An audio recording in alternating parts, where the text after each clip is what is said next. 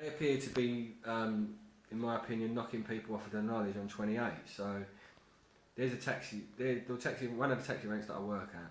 There's probably about 7 taxi drivers that have, over a period of time, have all pretty much been dropped off the knowledge on 28s. But I haven't heard them talk about the kind of occult experience that I've had.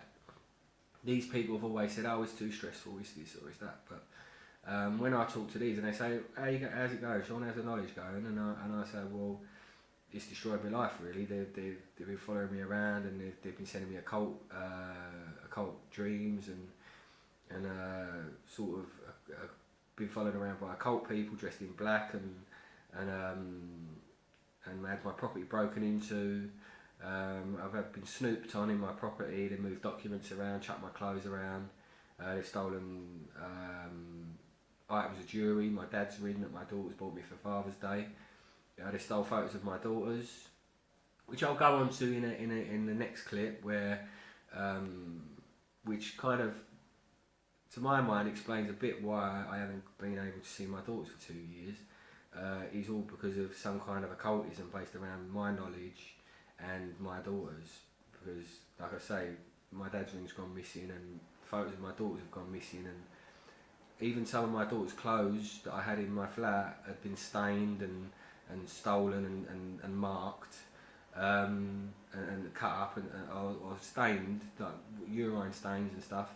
And as far as I'm aware, that's to do with occult magic. So you need an item of jewellery, you need a photo, and you need an item of clothing or something, and then you can begin to do some candles, and you can begin to do some occult kind of magic or something. That's as far. I'm not an occultist, but that's as far as my understanding goes. I've checked online and I've spoken to a few people who might be aware of this kind of stuff.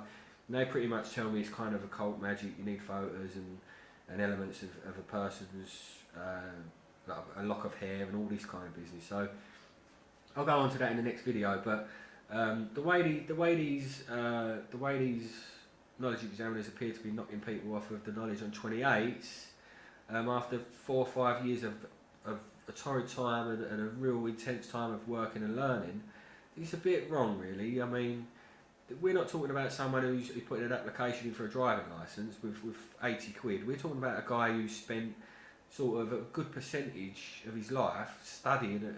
I mean, could you imagine a lawyer, a barrister, studying for 6 years, 7 years, and not getting his degree at the end of it? It wouldn't happen.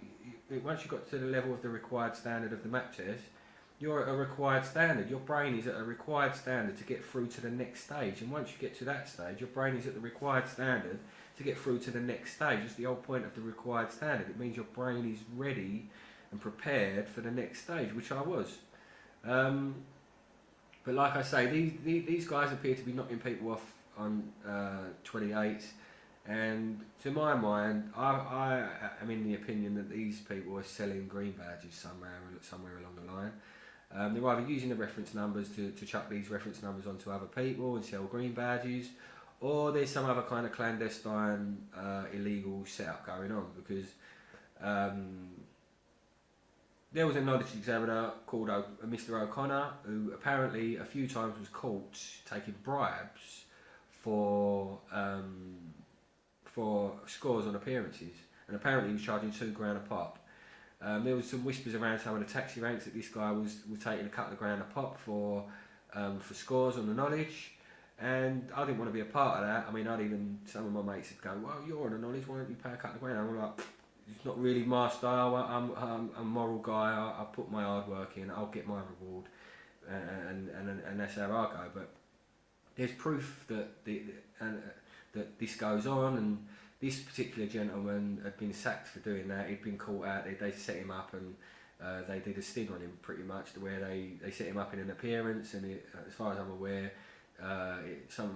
he offered a score for a certain amount of money, and they set him up and he got caught and he got a sack. So that's proof that this kind of activity goes on.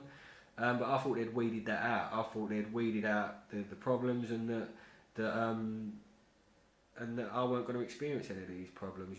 I mean, as a black cab driver, you hear a lot of Chinese whispers about what goes on in the knowledge, and I was prepared for the job in hand, and I was prepared for the full process and the full duration of the knowledge. But what I wasn't prepared for was trickery. I wasn't prepared for occultism, and I wasn't prepared for my property to be broken into. I wasn't prepared to be followed around for 2 years. I wasn't prepared to be pretty much cocooned into my property for 2 years. And I wasn't prepared to be unemployed after trying to go to the knowledge. I mean, I'm living on £40 a day, £40 a week now. I'm working tax credit because I can't go to work because of all these occult followings and problems. And it's been a blooming nightmare. It's been a right nightmare.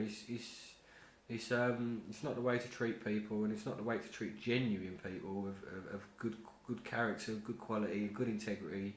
It's not the way to treat people that are good people and have good morals. So I mean,